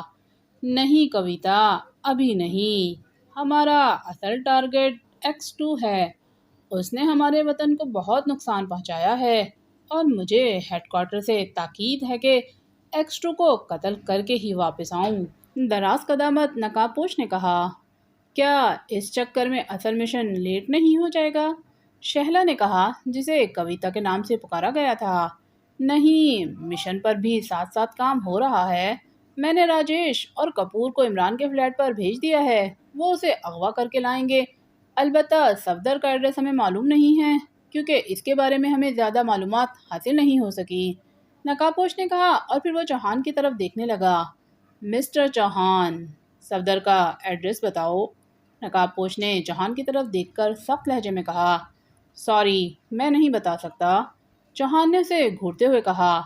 اس کا مطلب ہے کہ تم پر تشدد کرنا پڑے گا، نقاب پوش نے غراتے ہوئے کہا۔ پھر بھی تم مجھ سے کچھ معلوم نہیں کر سکو گے، چوہان نے کندھے اچکاتے ہوئے کہا۔ نقاب پوش کچھ کہنے ہی والا تھا کہ میز پر رکھے ہوئے موبائل فون کی گھنٹی بج اٹھی تو اس نے ہاتھ بڑھا کر موبائل فون اٹھا لیا۔ چوہان دل ہی دل میں بے حد مضطرب تھا کیونکہ عمران کی فکر تھی اسے، جسے نقاب پوش کے ماتحت اغوا کرنے کے لیے گئے تھے۔ ہیلو، اسکارپین اسپیکنگ، نقاب پوش نے موبائل فون کان سے لگاتے ہوئے کہا۔ یس راجیش، دوسری طرف سے بات سننے کے بعد اسکارپین نے کہا۔ کیا خبر ہے راجیش، چند لمحوں کے بعد اسکارپین نے کہا اور دوسری طرف سے بات سننے لگا۔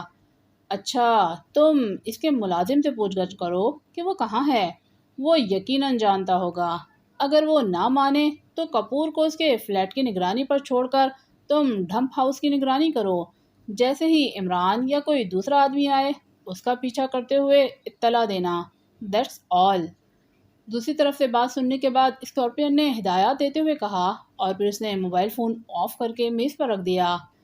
عمران اپنے فلیٹ میں موجود نہیں ہے، اسکارپین نے کویتا سے مخاطب ہو کر کہا۔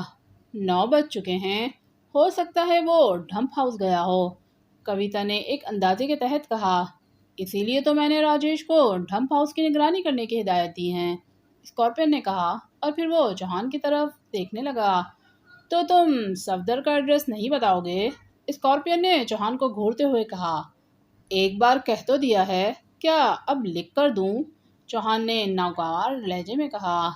نہیں، اب صفدر کا ایڈریس یہ دونوں لکھیں گے اور لکھیں گے بھی تمہارے خون سے، اسکارپین نے ریوالور برداروں کی طرف اشارہ کرتے ہوئے کہا۔ خوش فہمی ہے تمہاری مسٹر اسکارپین، ویسے مجھے تمہاری نادانی پر ہنسنا چاہیے کہ تم X2 کو قتل کرنے آئے ہو اور یقیناً تمہارا محکمہ تم جیسے احمق سے جان چھڑانا چاہتا ہے کہ اس نے تمہیں X2 کے قتل کی ذمہ داری سونپ کر یہاں بھیج دیا اور تم بھی سوچے سمجھے بغیر اونٹ کی طرح منہ اٹھائے یہاں چلے آئے، کم از کم اتنا تو سوچا ہوتا کہ جس ملک کو تم لوگ اپنے ملک میں گرفتار نہیں کر سکے اسے اس کے اپنے ملک میں کیسے نقصان پہنچاؤ گے، چوہان نے مسکراتے ہوئے طنزیہ لہجے میں کہا۔ تو تم یہ کہنا چاہتے ہو کہ میں X2 کو قتل کرنے میں ناکام رہوں گا، اسکارپین نے غراتے ہوئے کہا۔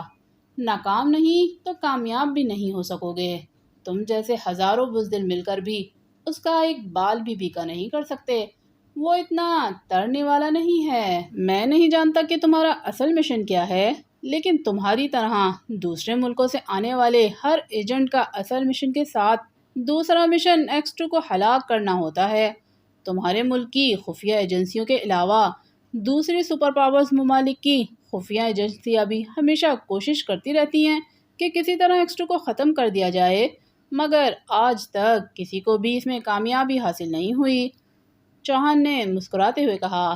شٹ اپ، تم دیکھو گے اور میں تمہیں ہلاک کرنے کے بجائے زندہ بھی اسی لیے رکھوں گا کہ تم اپنی آنکھوں سے ایکسٹرو کا حشر دیکھ سکو۔ اسکارپین نے غراتے ہوئے کہا، تم ڈمپ ہاؤس کو کیوں نہیں اڑا دیتے؟ اس کی تباہی کے ساتھ ایکسٹرو بھی فنا ہو جائے گا۔ کویتا نے اسکارپین سے مخاطب ہو کر کہا، شاید اب مجھے یہی کرنا پڑے، لیکن اس سے پہلے یہ تصدیق ضروری ہے کہ ایکسٹرو ڈمپ ہاؤس میں موجود بھی ہے یا نہیں۔ اسکارپین نے غراتے ہوئے کہا، اسے لے جاؤ اور اس کی زبان کھلواؤ، تشدد کی انتہا کر دینا، اور جب تک یہ صفدر کا ایڈریس نہ بتائے میرے پاس مت آنا، دیٹس آل۔ اسکارپین نے ریوالور برداروں کی طرف دیکھتے ہوئے غراتے ہوئے کہا، رائٹ سر، آپ بے فکر رہیں، ہم اس کا ایسا حشر کریں گے کہ یہ خود ہی زبان کھولنے پر مجبور ہو جائے گا۔ مادام کویتا جانتی ہیں کہ میں اپنے شکار کو کیسے سسکا سسکا کر مارتا ہوں، ایک ریوالور بردار نے مؤدبانہ لہجے میں کہا، اور پھر اس نے چوہان کے پاس آ کر اس کی کمر سے ریوالور کی نال لگا دی اور اسے باہر چلنے کا اشارہ کیا۔ سنو، میں کویتا کے ساتھ جا رہا ہوں، 1 گھنٹے کے بعد آؤں گا۔ اسکارپین نے جلدی سے اپنے ساتھیوں سے کہا۔ چوہان پلٹا اور ریوالور برداروں کے نرغے میں دروازے کی طرف بڑھ گیا۔ راہداری میں آ کر وہ آخری کمرے کی طرف بڑھنے لگے جہاں چوہان کو ہوش آیا تھا، مگر اب چوہان حرکت میں آنے کا فیصلہ کر چکا تھا۔ سلیمان کی 3 دن سے ایک نامعلوم لڑکی سے فون پر گفتگو چل رہی تھی۔ وہ لڑکی اتفاقاً ہی غلط نمبر ڈائل کرنے کے جرم میں سلمان کے چکر میں پھنس گئی تھی، کیونکہ سلیمان نے خود کو انسپیکٹر سلیمان ظاہر کر کے لڑکی کو دھمکی دی تھی کہ اس نے غلطی سے بھی اس کا نمبر ڈائل کر کے اس کا وقت ضائع کیا ہے، اور وہ اس کے نمبر سے اس کے گھر کا ایڈریس معلوم کر کے اسے گرفتار کرنے آ رہا ہے۔ لڑکی نے روتے ہوئے منت سماجت کی اور سلیمان نے اس شرط پر اس کی جان چھوڑی کہ وہ روزانہ اسے فون کرے گی۔ اس طرح لڑکی نے اس کی شرط مان لی اور دوسرے روز فون پر اس سے بات کی۔ سلیمان نے حسب عادت اظہار عشق کر دیا اور جواب میں لڑکی نے بھی محبت بھرے جملے کہے تھے۔ اس وقت بھی مخصوص وقت پر بجنے والی گھنٹی سن کر سلیمان تیزی سے فون کی طرف لپکا تھا۔ ہیلو، سلیمان نے ریسیور اٹھا کر بڑے پیار بھرے لہجے میں کہا۔ ہیلو انسپیکٹر، نادیہ بول رہی ہوں۔ دوسری طرف سے اسی لڑکی کی آواز سنائی دی۔ ہاں ہاں، بولتی رہو نادیہ، تم خاموش ہوتی ہو تو یوں لگتا ہے جیسے آبشار کی روانی رک گئی ہو، زندگی کی گاڑی ٹھہر گئی ہو، اور کوئل کی کوک، سلیمان نے جلدی جلدی بولتے ہوئے کہا۔ مگر میں کوئل نہیں ہوں انسپیکٹر، نادیہ نے اس بار اس کی بات کاٹ کر ہنستے ہوئے کہا۔ مگر تمہاری ہنسی میں جھرنوں کا ترنم بتا رہا ہے کہ تم زندگی ساز پر چھڑی ہوئی غزل ہو۔ کیا تم مجھے اپنا حسن جہاں سوز دیدار نہیں کرا سکتی؟ سلیمان نے عاشقانہ لہجے میں کہا۔ کیوں؟ دیدار کیوں کرنا چاہتے ہو؟ نادیہ نے شوخ لہجے میں کہا۔ بس دل چاہتا ہے کہ تمہارے کمل جیسے ہونٹوں کو دیکھوں، تمہاری ہرنی جیسی آنکھیں دیکھوں جو یقیناً میں سے بھرے ہوئے پیالے جیسی ہوں گی، تمہاری سراہی دار گردن دیکھوں اور تمہیں سامنے بٹھا کر کسی شاعر کی رومانی غزل سناؤں۔ سلیمان نے باقاعدہ گنگناتے ہوئے کہا۔ کیا میرا آنا ضروری ہے انسپیکٹر؟ نادیہ نے ہنستے ہوئے کہا۔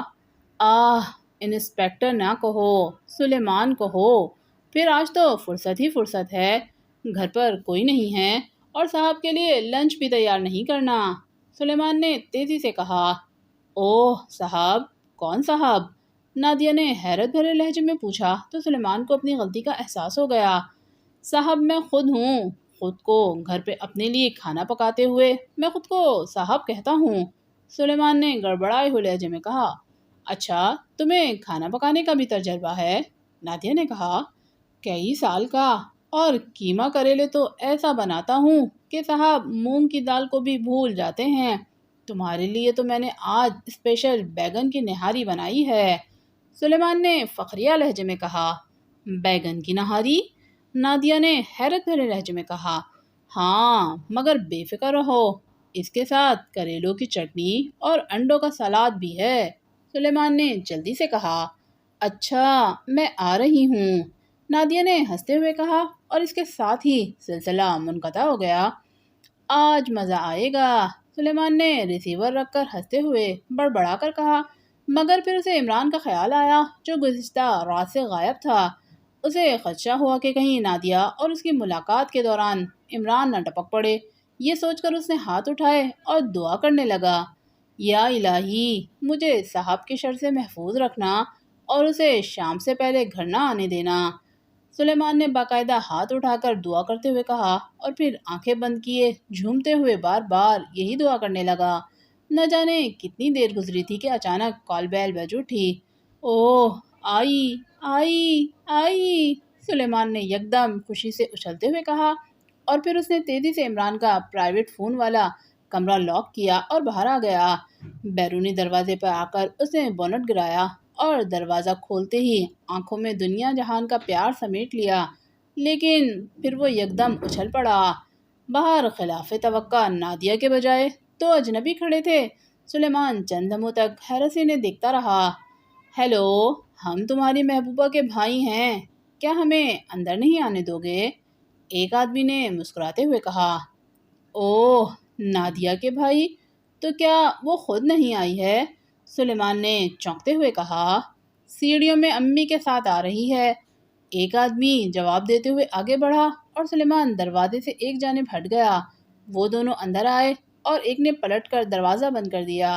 اوہ، نادیہ اور اپنی امی کو تو آنے دیں سالے صاحب جی، سلیمان نے کہا۔ شٹ اپ، دوبارہ سالہ کہا تو دانت توڑ دوں گا، اس آدمی نے غراتے ہوئے کہا۔ اوہ، معاف کرنا صاحب، میں بھول گیا تھا کہ میں بھی آپ کا بہنوئی نہیں بنا۔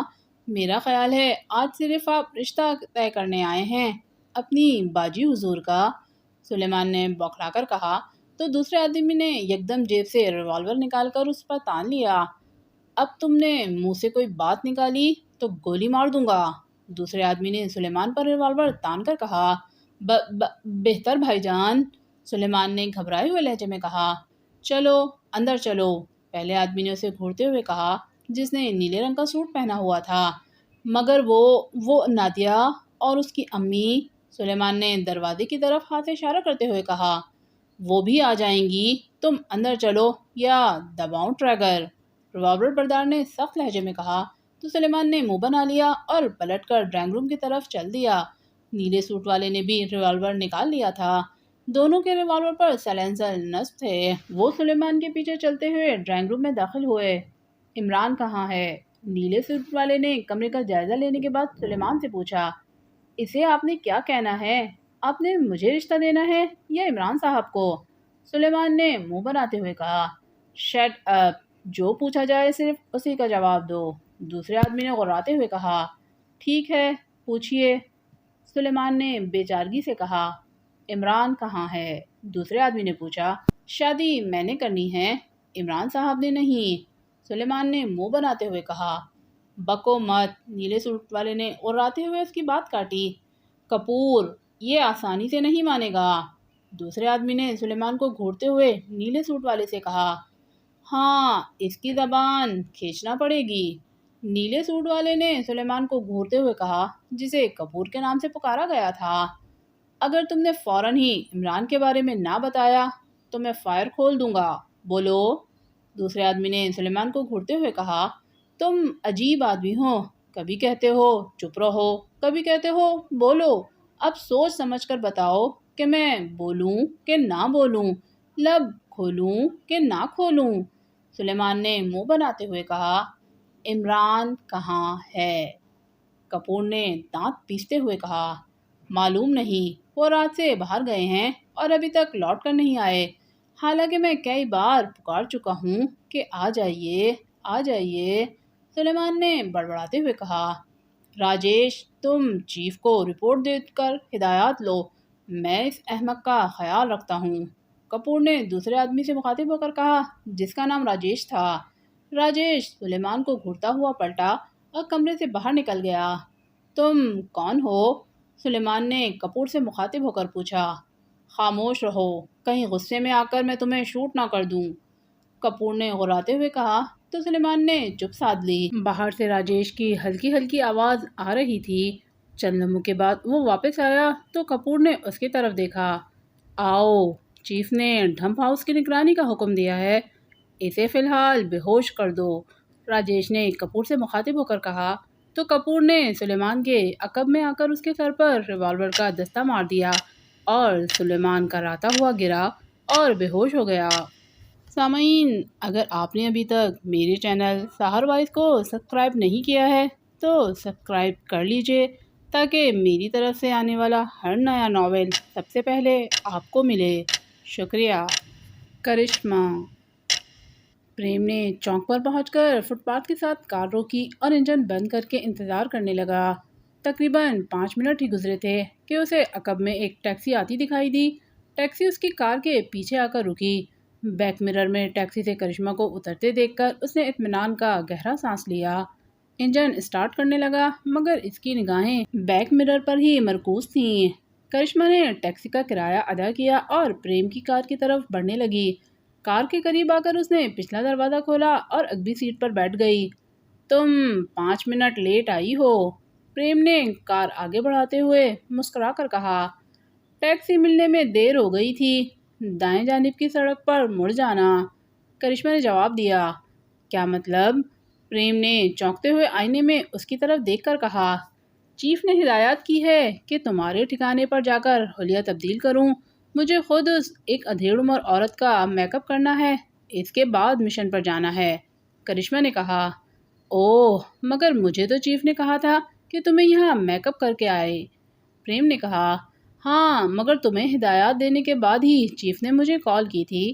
تصدیق چاہتے ہو تو ابھی چیف کو ٹرانسمیٹر کال کر لیتی ہوں، وہ تمہیں بتا دے گا، کرشمہ نے اس کی بات کاٹتے ہوئے کہا۔ رہنے دو، مجھے یقین ہے، پریم نے ہنستے ہوئے کہا اور چوراہے سے دائیں جانب بڑھ گیا۔ وہ کچھ سوچ رہا تھا، شاید کرشمہ کی بات پر اسے پوری طرح یقین نہیں آیا تھا۔ ٹائم بم مجھے دے دو پریم، میں پرس میں رکھ لوں، چند لمحوں کی خاموشی کے بعد کرشمہ نے کہا تو پریم نے جیب میں سے ہاتھ ڈالا اور ریسٹ واچ کی شکل کا ایک چھوٹا سا ٹائم بم نکال کر کرشمہ کی طرف بڑھا دیا۔ کرشمہ نے ٹائم بم اس کے ہاتھ سے لیا اور اپنے پرس میں رکھ لیا۔ وہاں اور کون کون ہے تمہارے ٹھکانے پر؟ چند لمحوں کے بعد کرشمہ نے پوچھا۔ اوہ، کیا تمہیں چیف نے نہیں بتایا؟ پریم نے چونکتے ہوئے کہا۔ میں نے چیف سے پوچھا ہی نہیں۔ کیا ایکسٹرو کے دونوں ماتحت تمہارے ٹھکانے پر ہیں؟ کرشمہ نے مسکراتے ہوئے کہا۔ نہیں، پریم نے آئینے میں اسے غور سے دیکھتے ہوئے کہا۔ پھر اس نے بیک مرر میں پیچھے آتی ٹیکسی کو دیکھا اور دوسرے ہی لمحے اس نے رفتار کم کرتے ہوئے کار سائڈ پر روک دی۔ اوہ، رک کیوں گئے؟ کرشمہ نے چونکتے ہوئے پوچھا۔ ہمارا تعاقب ہو رہا ہے، پریم نے جیب میں ہاتھ ڈالتے ہوئے کہا اور پھر اس نے بیک مرر میں عقب کا جائزہ لیا۔ ٹیکسی 20 قدم پیچھے رک گئی تھی، جس کا مطلب تھا کہ اس کا شبہ درست ہے۔ کیا واقعی؟ کرشمہ نے حیران ہوتے ہوئے پوچھا۔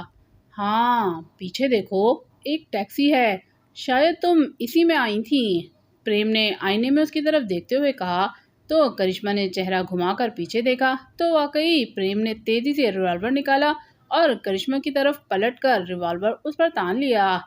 یقیناً اس میں تمہارا کوئی ساتھی ہوگا، پریم نے غراتے ہوئے کہا۔ کیا مطلب؟ کرشمہ نے سر گھما کر اس کی طرف دیکھا اور اچھل پڑی۔ خبردار، کوئی حرکت مت کرنا، تم خود بتاؤ گی کیونکہ تم کرشمہ نہیں ہو، پریم نے غراتے ہوئے کہا۔ کیا بک رہے ہو پریم، میں چیف سے تمہاری شکایت کروں گی، کرشمہ نے شکراتے ہوئے کہا۔ ضرور کرنا، اسے جب پتہ چلے گا کہ تم کرشمہ کے میک اپ میں کوئی اور ہو تو وہ بھی حیران رہ جائے گا۔ ہاتھ بلند کر لو اور پرس مجھے دے دو ورنہ میں فائر کر دوں گا، ہری اپ، پریم نے کرشمہ سے غراتے ہوئے کہا تو کرشمہ نے اسے گھورتے ہوئے اپنا پرس فرنٹ کی سیٹ کی طرف اچھال دیا۔ ایک لمحے کے لیے پریم کی نگاہیں کرشمہ سے ہٹیں اور اس نے پرس کی طرف دیکھا جو فرنٹ سیٹ کے پائیدان میں جا گرا پڑا تھا۔ بس یہی اس کی غلطی تھی۔ اس کی توجہ ہٹتے ہی کرشمہ نے بجلی کی سی تیزی سے اس کے ریوالور پر ہاتھ مار دیا تو ریوالور پریم کے ہاتھ سے نکل کر نیچے جا گرا۔ پریم نے تیزی سے ریوالور اٹھانے کے لیے ہاتھ نیچے بڑھایا مگر اسی لمحے کرشمہ کا مکہ اس کے جبڑے پر پڑا اور وہ اسٹیئرنگ سے ٹکرا گیا۔ پھر اس سے پہلے کہ وہ سنبھلتا، کرشمہ نے ریوالور اٹھا کر اس پر تان لیا۔ پریم نے اس کے ہاتھ میں اپنا ریوالور دیکھا تو اس پر بوکھلاہٹ طاری ہو گئی اور اس کی آنکھوں سے خوف چھلکنے لگا۔ اب کیا کہتے ہو پریم؟ کیا اب بھی میں کرشمہ نہیں ہوں؟ کرشمہ نے غراتے ہوئے کہا، مگر پریم کچھ نہ بولا۔ اس کا چہرہ سپاٹ تھا مگر آنکھوں سے خوف ٹپک رہا تھا۔ میک اپ کے سبب اس کے چہرے پر تاثرات نظر نہیں آ رہے تھے۔ بہرحال وہ خوفزدہ ہو چکا تھا۔ چلو سیدھے ہو کے بیٹھو اور ڈرائیونگ کرو۔ میں تمہاری اس حرکت کو مذاق سمجھوں گی، لیکن آئندہ مجھ پر شبہ کرنے کی جرات کی تو ذرا بھی رعایت نہیں کروں گی۔ کرشمہ نے دھمکی آمیز لہجے میں کہا، ساتھ ہی اس نے ریوالور اپنی گود میں رکھ لیا۔ پریم کی آنکھوں میں حیرت تھی۔ کرشمہ کا رد عمل اس کی توقع کے برعکس تھا۔ وہ سمجھ گیا تھا کہ کرشمہ کیا چاہتی ہے۔ سوری کرشمہ، لیکن یہ ضروری تھا۔ چیف نے یہی ہدایت کی تھی کہ میں احتیاطاً تمہیں چیک کر لوں کہ تم کرشمہ ہی ہو، لیکن ٹیکسی کے تعاقب میں آنے پر مجھے واقعی تم پر شبہ ہو گیا تھا۔ بہرحال پہلے ٹیکسی سے پیچھا چھڑانا ہوگا۔ اسے ڈاج دے کر ہی ہم گلچرے کشمیر کا رخ کریں گے۔ لاؤ ریوالور مجھے دے دو۔ کپور نے خجالت آمیز لہجے میں کہا، لو میرا پرس بھی مجھے دے دو۔ کرشمہ نے آہستہ سے ہنستے ہوئے کہا اور ریوالور اس کی طرف بڑھا دیا۔ پریم نے پرس اٹھا کر کرشمہ کو تھمایا اور اس کے ہاتھ سے ریوالور لے کر اپنی جیب میں رکھ لیا۔ پھر وہ سیدھا ہو کر بیٹھ گیا اور بیک مرر سے عقب کا جائزہ لینے لگا۔ ٹیکسی ابھی تک اپنی جگہ رکی ہوئی تھی۔ اس نے کار آگے بڑھائی اور رفتار میں اضافہ کرنے لگا۔ ٹیکسی بھی اس کے پیچھے دوڑنے لگی۔ چند لمحوں کے بعد اس نے کار ایک گلی میں داخل کی اور دوسری جانب واقع سڑک پر نکل گیا۔ اسی طرح چند گلیوں میں گھومنے کے بعد وہ ایک سڑک پر پہنچا تو ٹیکسی سے نجات مل چکی تھی۔ کیپٹن بابر۔ قدموں کی آہٹیں سن کر کیپٹن بابر ہوش میں آ گیا۔ اس کے اندازے کے مطابق آنے والا وہی ہو سکتا تھا جس نے اسے اغوا کیا تھا، اور اس کے ہوش میں آنے کے بعد اسے خاموشی سے صبح کا انتظار کرنے کی وارننگ دی تھی۔ کیپٹن بابر کی گھڑی پر اس وقت صبح کے 9 بج رہے تھے۔ وہ 3 بجے ہوش میں آنے کے بعد اب تک مسلسل جاگتا رہا تھا، لیکن اس کے دوران اس کے ذہن میں وہاں سے نکلنے یا دروازہ کھولنے کی کوئی ترکیب نہ آ سکی تھی۔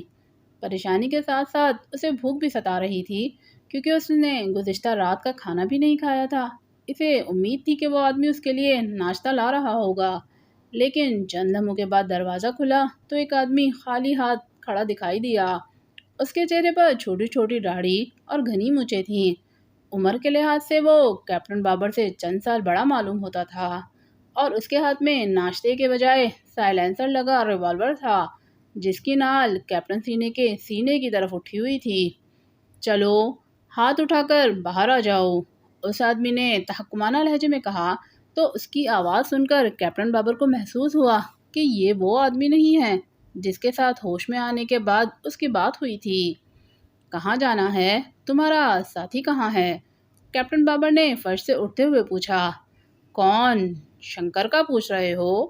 ریوالور بردار نے چونکتے ہوئے کہا۔ جو مجھے اغوا کر کے یہاں لایا تھا، کیا رات کو تم یہاں نہیں تھے؟ کیپٹن بابر نے ہاتھ بلند کر کے اس کی طرف بڑھتے ہوئے کہا۔ میں گیٹ پر تھا۔ تمہیں شنکر نے ہی طلب کیا ہے؟ ریوالور بردار نے پیچھے ہٹتے ہوئے کہا تو کیپٹن بابر باہر آ گیا۔ یہ ایک طویل راہداری تھی جس میں 5-6 کمرے تھے اور ان کے دروازے بند دکھائی دے رہے تھے۔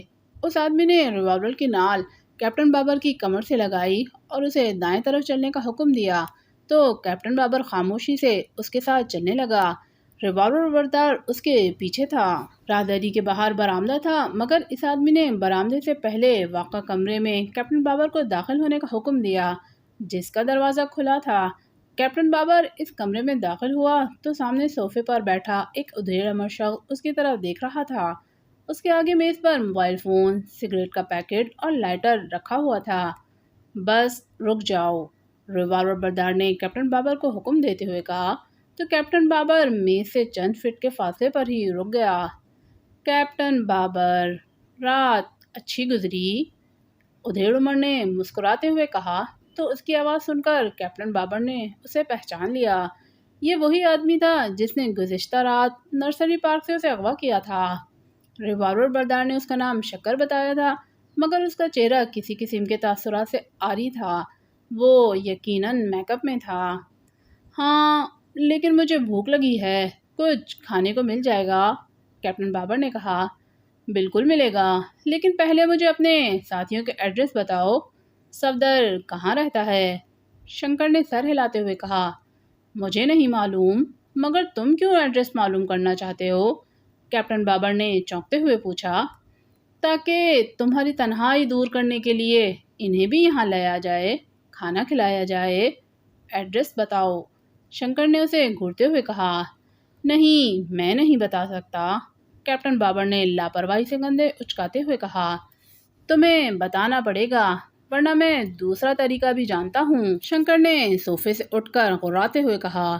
ٹھیک ہے، تم دوسرا طریقہ آزما کر دیکھ لو، شاید کامیاب ہو جاؤ، کیپٹن بابر نے مسکراتے ہوئے کہا تو شنکر اس کے قریب آ گیا۔ موہن، اس کے ہاتھ باندھ دو، میں دیکھتا ہوں یہ کتنی قوت برداشت کا مالک ہے، شنکر نے جبڑے بھینچ کر ریوالور بردار سے کہا۔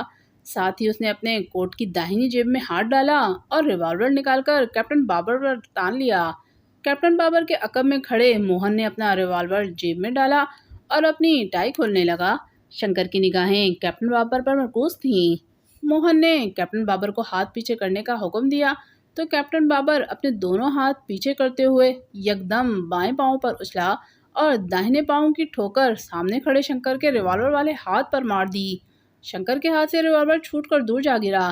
اس سے پہلے کہ وہ سنبھلتا، کیپٹن بابر کی لات اس کے پیٹ پر لگی اور وہ درد کی شدت سے ڈکراتا ہوا عقب میں کھڑی میز پر جا ٹکرایا۔ موہن نے جلدی سے ٹائی پھینکی اور جیب سے ریوالور نکال لیا، لیکن اسے فائر کرنے کا موقع نہ ملا۔ اسی لمحے کیپٹن بابر نے پھرتی سے پلٹ کر اس کے سینے پر فلائنگ کک مار دی، جس کے نتیجے میں اس کے ہاتھ سے بھی ریوالور نکل گیا اور وہ کراتا ہوا پیچھے دیوار سے جا ٹکرایا، مگر وہ فوراً ہی سنبھل گیا اور اس نے پھرتی سے کیپٹن بابر پر چھلانگ لگا دی۔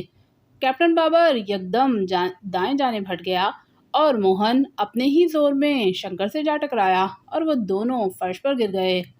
کیپٹن بابر نے کوئی لمحہ ضائع کیے بغیر آگے بڑھ کر موہن کی کمر میں ٹھوکر مار دی اور اس کے حلق سے گھٹی گھٹی سی چیخ نکل گئی اور وہ فرش پر لڑک گیا، مگر اسی لمحے شنکر اچھل کر کھڑا ہوا اور کیپٹن بابر سے لپٹ گیا۔ اس نے اپنے دونوں ہاتھ کیپٹن بابر کی گردن پر جمائے اور کیپٹن بابر کے چہرے پر ٹکر مار دی۔ کیپٹن بابر نے تیزی سے سر کو جھٹکا، جس کے نتیجے میں شنکر کی ناک اس کے سر سے ٹکرائی اور کیپٹن بابر نے جھٹکے سے دوبارہ چہرہ اوپر اٹھا لیا۔ اس مرتبہ اس کا سر بھی ٹھوڑی سے ٹکرایا اور وہ کرہتا ہوا اس کی گردن چھوڑ کر پیچھے ہٹ گیا، مگر کیپٹن بابر نے اسے سنبھلنے کا موقع نہ دیا اور تیزی سے شنکر کا بازو دونوں ہاتھوں میں گرفت میں لے کر گھوم گیا۔ اس کے ساتھ ہی شنکر بھی گھوم گیا اور کیپٹن بابر کے عقب میں آ گیا۔ اسی لمحے موہن نے اٹھ کر اپنا ریوالور کی جانب چھلانگ لگائی اور ریوالور اٹھا لیا۔ کیپٹن بابر نے تیزی سے اپنا ایک بازو شنکر کی گردن کے گرد لپیٹتے ہوئے اس کی کمر اپنے سینے سے لگا لی۔ شنکر کی داہنی کلائی اس کے دوسرے ہاتھ میں تھی اور گردن اس کے بازو کی گرفت میں جکڑی ہوئی تھی۔ چھوڑ دو اسے، ورنہ فائر کھول دوں گا، موہن نے ریوالور کا رخ کیپٹن بابر کی طرف کرتے ہوئے کہا۔ شٹ اپ، ریوالور پھینک دو، ورنہ میں اس کی گردن توڑ دوں گا۔ اگر تم فائر کرو گے تو یہی مرے گا، کیپٹن بابر نے غراتے ہوئے کہا اور اسی لمحے شنکر نے یکدم دوسرے بازو کی کونی کیپٹن بابر کے پیٹ میں مار دی۔ کیپٹن بابر کی حلق سے بے اختیار کراہ نکلی اور اس کی گرفت سے شنکر کی کلائی چھوٹ گئی۔ شنکر نے تیزی سے اس کے بازو کے حلقے سے اپنی گردن کو آزاد کرایا اور اپنے ریوالور کی طرف چھلانگ لگا دی۔ خبردار، اپنی جگہ سے حرکت مت کرنا، ہاتھ اٹھا لو، موہن نے غراتے ہوئے کہا تو کیپٹن بابر نے اس کی طرف دیکھا اور ہاتھ بلند کر لیے۔ شنکر نے ریوالور اٹھایا اور پلٹ کر خونخوار نگاہوں سے کیپٹن بابر کی طرف دیکھنے لگا۔ اس کا نچلا ہونٹ پھٹ گیا تھا اور اس سے خون رس رہا تھا۔ کیا میں اسے گولی مار دوں؟ موہن نے کیپٹن بابر کی طرف دیکھتے ہوئے غصیلے لہجے میں شنکر سے پوچھا۔ نہیں، میں اسے تڑپا تڑپا کر ماروں گا، اس سے اس کے ساتھیوں کے ایڈریس معلوم کرنے کے لیے اس کے جسم کے ٹکڑے کر دوں گا، شنکر نے کیپٹن بابر کو گھورتے ہوئے کہا اور اسی لمحے باہر سے کسی گاڑی کے ہارن کی آواز سنائی دی۔ دیکھو کون آیا ہے، شنکر نے چونکتے ہوئے کہا تو موہن جلدی سے پلٹ کر کمرے سے باہر نکل گیا، جبکہ شنکر کیپٹن بابر کو گھورنے لگا۔ تقریباً 1 منٹ کے بعد قدموں کی آہٹیں ابھرنے لگی۔ جو قریب آتی چلی گئیں۔ دوستوں، عمران سیریز کا ناول اسکارپین کلر ابھی جاری ہے۔